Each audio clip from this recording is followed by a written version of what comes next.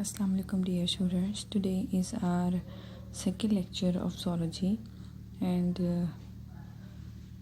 our topic of today is molecular approaches to animal systematics.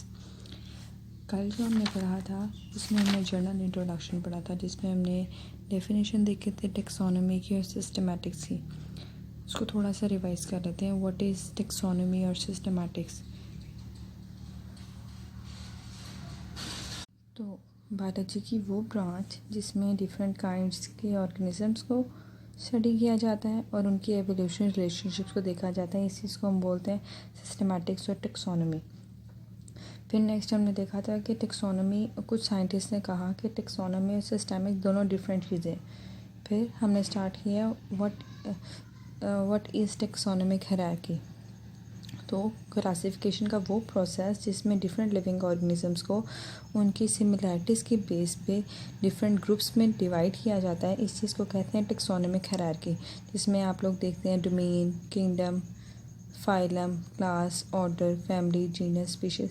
इन सब चीज़ों को हम कहते हैं टेक्सोनॉमिक हायरार्की. जो लिंकेज है बिटवीन डिफरेंट ऑर्गेनिजम्स या फिर कह सकते हो डिफरेंट रैंकिंग ऑफ ऑर्गेनिजम्स, इस चीज़ को कहते हैं टेक्सोनॉमिक हायरार्की. फिर नोमेनक्लेचर को देखा कि nomenclature is actually a system of giving names to different organisms. अब आज हमने स्टार्ट करना है molecular approaches to animal systematics. Actually क्या था कि जैसे पहले भी बात की कि हमने एवोल्यूशनरी रिलेशनशिप्स को पढ़ना था ना, कि कैसे इवॉल्व हुई हैं, फिर कैसे एक ऑर्गेनिज्म दूसरे से लिंक करता है. तो उसी को हम पढ़ते हैं molecular approaches to animal systematics में. अब क्या था कि डिफरेंट एनिमल्स को उनके पर्टिकुलर रैंक या फिर कह सकते हैं पर्टिकुलर टेक्सा या ग्रुप में प्लेस करने के लिए उनका आपस में थोड़ा बहुत सिमिलर होना ज़रूरी था. तो उस सिमिलैरिटीज़ को कैसे हम स्टडी करते थे, मतलब उसका कैसे साइंटिस्ट को पता चलना कि कौन सा ऑर्गेनिज्म किससे कितना मिलता है जुलता है. तो उसके लिए उस ऑर्गेनिज्म में मौजूद डिफरेंट मॉलिक्यूल्स को स्टडी किया गया. इसमें मॉलिक्यूल्स में इंक्लूडेड है डीएनए, आरएनए या फिर प्रोटीन्स. मोस्टली जो प्रोटीन है उसका स्ट्रक्चर भी आप पहले पढ़ चुके हैं. उसमें जो प्रोटीन है डिफरेंट अमाइनो एसिड से मिलके बनती है. डीएनए नाइट्रोजन बेसिस से और आरएनए भी नाइट्रोजन बेसिस से.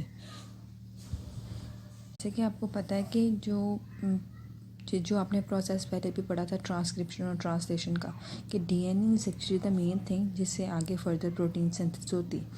तो फिर इन्होंने क्या किया, इन्होंने कुछ टर्मिनोलॉजीज़ यूज़ की कि सीक्वेंसेस को स्टडी करना शुरू किया कि प्रोटीन्स में अमाइनो एसिड की कैसे सीक्वेंस है, डीएनए में नाइट्रोजन बेसिस की कैसे सीक्वेंस है और आरएनए में नाइट्रोजन बेसिस की कैसे सीक्वेंस है. फिर बारी बारी ऑर्गेनिजम्स की सीक्वेंसेस को स्टडी किया, फिर उनको कंपेयर किया कि उनको आपस में मिलाया. जो जितने ज़्यादा सिमिलर थे उनको एक ग्रुप में प्लेस कर दिया, जो डिफरेंट थे फिर उसको नेक्स्ट से नेक्स्ट ग्रुप में प्लेस करते गए.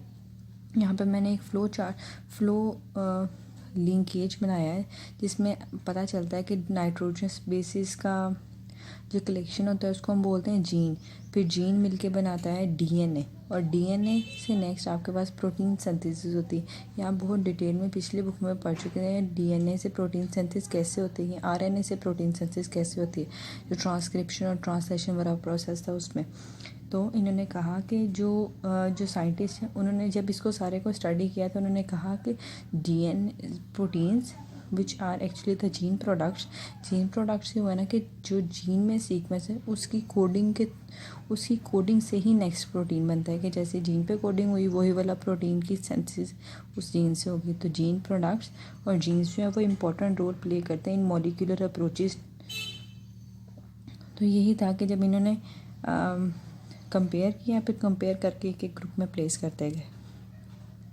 नेक्स्ट है आपके पास मॉलिक्यूलर क्लॉक.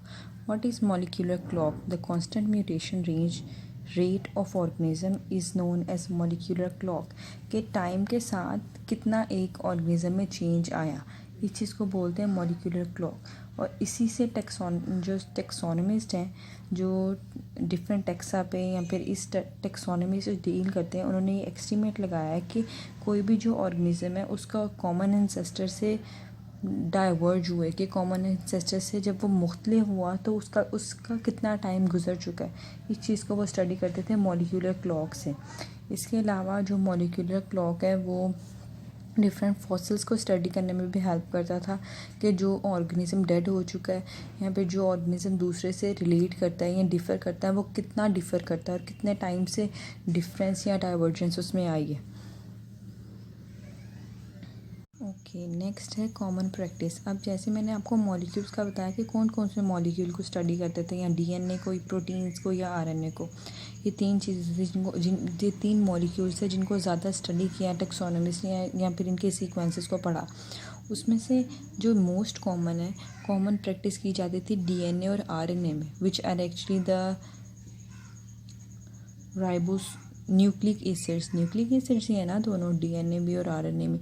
फिर डीएनए भी डिफरेंट होते हैं। एक डीएनए वो जो न्यूक्लियस में प्रेजेंट होता है उसको हम बोलते हैं न्यूक्लियर डीएनए। एक डीएनए वो जो माइटोकॉन्ड्रिया में प्रेजेंट होता है। माइटोकॉन्ड्रिया एक ऑर्गेनेली है जो साइटोप्लाज्म में प्रेजेंट होती है सेल के। उसके अंदर जो डीएनए होगा, फिर हमने इसको 3 कैटेगरीज में रख दिया। एक हमने बोला कि न्यूक्लियर डीएनए, एक माइटोकॉन्ड्रियल डीएनए, फिर राइबोसोमल डीएनए। तो जो टैक्सोनॉमिस्ट हैं उन्होंने ज़्यादा न्यूक्लियर डीएनए और माइटोकॉन्ड्रियल डीएनए पे काम किया, बट जो सबसे ज़्यादा स्टडी हुई वो राइबोसोमल आरएनए पे की गई कि राइबोसोमल आरएनए को ज़्यादा यूज़ किया गया to study the taxonomic relationships. फिर उसके बाद है कि माइटोकॉन्ड्रिया का डीएनए क्यों यूज़ करने की ज़रूरत पेश आई टैक्सोनॉमिक स्टडी में। डीएनए तो सिंपल न्यूक्लियस के अंदर भी था, तो फिर उसकी रीजंस कुछ बताई गई कि जो माइटोकॉन्ड्रिया का डीएनए उसका जेनेटिक सिस्टम अपना होता है कि उसके जो जीन्स होते हैं वो अलग होते हैं। एक तो ये कि जेनेटिक सिस्टम अपना है, तो जो वो नेक्स्ट जाएगा तो उसमें म्यूटेशन के चांसेस कम होंगे, मतलब नेक्स्ट जब जनरेशन में जाएगा तो म्यूटेशन के चांसेस कम होंगे। दूसरी बात कि ये इनहेरिटेड होता है साइटोप्लाज्म से। एक तो न्यूक्लियस डिवाइड हो गया ड्यूरिंग माइटोसिस या फिर मियोसिस, जिसमें न्यूक्लियस की डिवीजन होगी, बाकी साइटोप्लाज्म में डिवाइड होता है। तो जब साइटोप्लाज्म डिवाइड होगा तो अब ऑब्वियसली ऑर्गेनेलिस भी डिवाइड होंगी। तो उन ऑर्गेनेलिस के अंदर जब ये जाएगा तो फिर आप कहते हो कि ये जो माइटोकॉन्ड्रिया का जो डीएनए वो ट्रांसमिट होता है थ्रू एग साइटोप्लाज्म के, साइटोप्लाज्म से ट्रांसफ़र होगा नेक्स्ट ऑफस्प्रिंग में। तो फिर जब हमने पता लगाना होता है कि मैटरनल लिनिएजेस लिंकेज कितना है, कि जो मदर का शजरा नस्ब है वो कहाँ से चल के कहाँ तक जाता है, उसको आप स्टडी करने के लिए फिर माइटोकॉन्ड्रिया का डीएनए इंपॉर्टेंट रोल प्ले करता है। लास्ट वन है जो माइटोकॉन्ड्रिया का डीएनए वो स्मॉल क्वांटिटी में भी यूज़ करें तो फिर उससे आपको अच्छे और इफ़ेक्टिव रिजल्ट्स मिलते हैं। ये 3 वजह थी कि माइटोकॉन्ड्रिया का जो डीएनए उसको एनिमल सिस्टमिक्स में यूज़ किया और डिफरेंट टेक्सा की सिमिलैरिटीज़ और डिफरेंसेस को स्टडी करने में इसने भी मोस्ट इम्पॉर्टेंट रोल प्ले किया।